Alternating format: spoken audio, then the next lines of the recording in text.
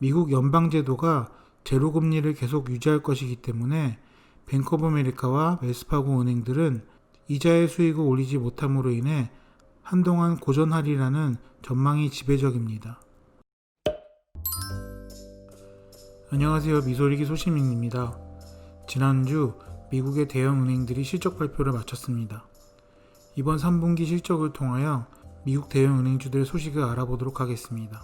미국의 대형 은행인 JP모건 체이스와 뱅크 오브 아메리카, 웰스파고, 골드만삭스 은행입니다. 코로나19 여파에도 3분기에 대손 충당금을 비용을 줄이면서 비교적 양호한 실적을 거뒀습니다.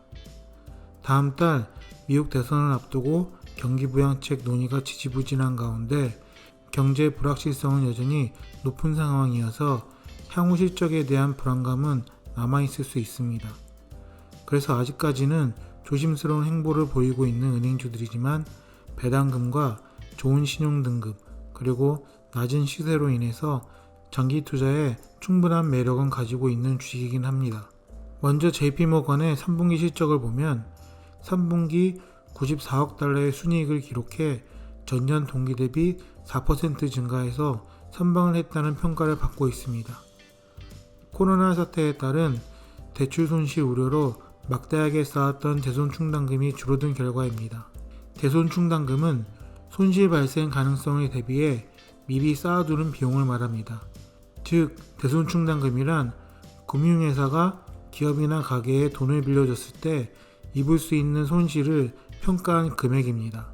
쉽게 얘기해서 은행이 A라는 기업에 1억 원의 대출을 줬는데 이 가운데 3천만 원을 못 받을 것으로 보이면 발생한 손실에 대비해서 3천만 원을 미리 적립해 두는 것입니다.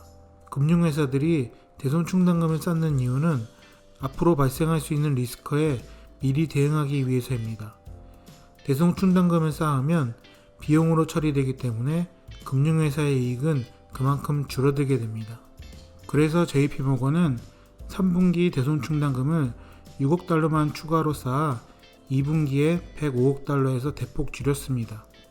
이것은 2분기 때에는 코로나19로 인해서 기업들의 대출 상황이 어렵다고 봤다면 3분기 이후로는 기업들의 대출 상황이 별 문제가 없을 것으로 예상하여 그 이익을 순이익에 포함시킨 것입니다.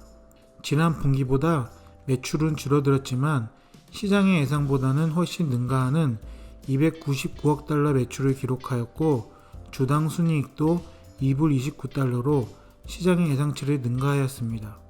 순이익은 지난 분기 46억 달러에서 94억 달러로 증가하였고 총 자본도 2,700억 달러로 지난 분기보다 더 늘어난 것을 볼 수 있습니다. 배당 또한 90전으로 지난해보다 늘어난 것을 볼 수 있습니다. 코로나19 상황 속에서도 JP모건은 아직까지 잘 선방하고 있는 것을 볼 수 있습니다. JP모건의 지난주 주가는 101불 51전으로 마감되었습니다. 반면에 미국인 개인을 대상으로 하는 소매 금융이 많은 뱅크 오브 아메리카와 웰스파고는 암울한 실적이 나왔습니다. 뱅크 오브 아메리카의 3분기 매출은 지난 2분기 매출보다 20억 달러 감소한 200억 달러로 시장의 예상치를 넘어서지 못했고 주당 순이익은 51전에 그쳤습니다. 순이익은 48억 8천만 달러로 전년 동기보다 16% 감소하고 자산은 작년보다 증가했지만 부채도 역시 증가하였습니다. 그래도 다행인 것은 뱅크 오브 아메리카의 배당을 줄이지 않고 꾸준하게 지급해 주는 것으로 볼 때 아직 건재함을 보여주고 있는 것 같습니다. 하지만 실적 발표 후 실명한 투자자들로 인하여 뱅크 오브 아메리카의 주가는 지난주 24불 24전으로 마감하였습니다. 또한 올해 2분기 워렌 버핏이 지분율 8.4%에서 3.3%가량 지분을 팔아버렸던 웰스파고는 매출은 지난 분기보다 188억 달러로 시장의 예상치를 넘어서며 지난 분기보다 10억 달러의 추가 매출을 올렸지만 주당 순이익은 42전에 그쳤습니다. 순이익은 20억 3천만 달러로 지난해 같은 분기에 비해 56%나 줄어들었습니다. 제로에 가까운 낮은 이자율이 순이자 소득을 감소시켰기 때문입니다. 웰스파고는 작년 동기 대비 자산이 줄어들고 부채가 늘어난 상황입니다. 그로 인해 총 자본도 줄어들었습니다. 그래서 웰스파고는 위의 두 은행과는 다르게 지난 분기 배당을 삭감했는데요. 주당 51센트에서 1센트로 배당을 삭감하였습니다. 웰스파고 은행의 주가는 워렌 버핏의 지분 삭감과 배당 삭감으로 인해 주가가 현재 많이 떨어진 상태입니다. 지난주 웰스파고의 주가는 22불 86전으로 마감하였습니다. 이렇게 뱅크 오브 아메리카와 웰스파고와 같이 예금과 대출을 중심으로 돌아가는 소매금융은 금리가 낮을 때 수익이 덜 납니다. 미국 연방제도가 제로금리를 계속 유지할 것이기 때문에 뱅크 오브 아메리카와 웰스파고 은행들은 이자의 수익을 올리지 못함으로 인해 한동안 고전하리라는 전망이 지배적입니다. 뱅크 오브 아메리카와 웰스파고의 주 수입원인 순이자 수익은 전년 동기보다 각각 17%에서 19% 감소했습니다. 순이자 수익은 두 은행 수익의 절반을 차지합니다. 그래서 뱅크 오브 아메리카의 3분기 순이익은 4억 8천만 달러로 전년 동기보다 16% 감소했고 웰스파고는 20억 4천만 달러로 56%나 줄어들었습니다. 찰스 샤프 웰스파고 최고 경영자는 지난 14일 실적 발표에서 역사적으로 낮은 이자율이 순이자 소득 감소의 원인이라고 말했습니다. 웰스파고는 최근 경영 상태를 해결하기 위해 감원을 시작했는데 실적 발표 후에 추가 감원을 할 예정이라고 설명했습니다. 비용 절감을 위한 조치로 보입니다. 반면 골드만삭스 은행은 지난 분기 대비 94%가 성장한 36억 달러의 순이익을 내기도 해 은행주들이 모두 다 암울하지는 않았습니다.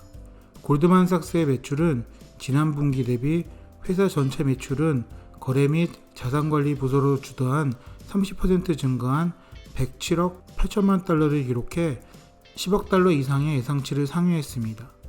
주당 순이익은 주당 9불 68전입니다. 이 또한 시장의 예상치 5불 54전보다 많이 상회하고 있습니다. 같은 기간 대손 충당금은 2억 8천만 달러로 전년 동기에 15억 9천만 달러에서 크게 줄어들었습니다. 자산은 늘었지만 부채의 증가로 총 자본이 지난해보다 줄어들었다는 것이 흠이기는 합니다. 마지막으로 배당 역시 꾸준히 증가하여 주당 1불 25전의 배당을 주고 있습니다. 이번 주 골드만삭스의 주가는 206불 21전으로 마감하였습니다. 지금까지 미국의 메이저 은행 3분기 실적을 살펴보았습니다. 비록 향후 경제에 대한 불확실성은 높은 상황이긴 합니다. 미국의 실업률은 7.9%로 여전히 높은 수준이고 그동안 경기 부양책으로 떠받들어왔던 민간 경제가 무너지면 기업이나 개인이 채무 불이행으로 이루어질 수 있기 때문입니다. 모든 은행들이 비록 성장으로 돌아서기까지 시간이 걸리지만 이번 은행주들의 실적 발표를 통하여 미국 경제가 침체 상황에 떨어진 이후 수개월간 기업들과 소비자가 놀랍게도 잘 견디고 있다는 것을 보여주고 있다는 것은 지금 경제가 재앙의 길로 빠지지 않게 될 것이라는 기대감이 보이고 있습니다. 제이미 다이먼 JP모건 최고 경영자는 잘 짜여진 경기 부양책이 더 좋은 결과를 낼 기회를 만들게 될 것이라면서 그렇지 않으면 엄청난 불확실성이 있을 것이라고 말하기도 했습니다. 하지만 이러한 불확실성과 어려움 속에서 위기를 잘 견뎌내는 기업을 찾아서 투자하는 것이 가장 좋은 투자의 길이라고 생각합니다.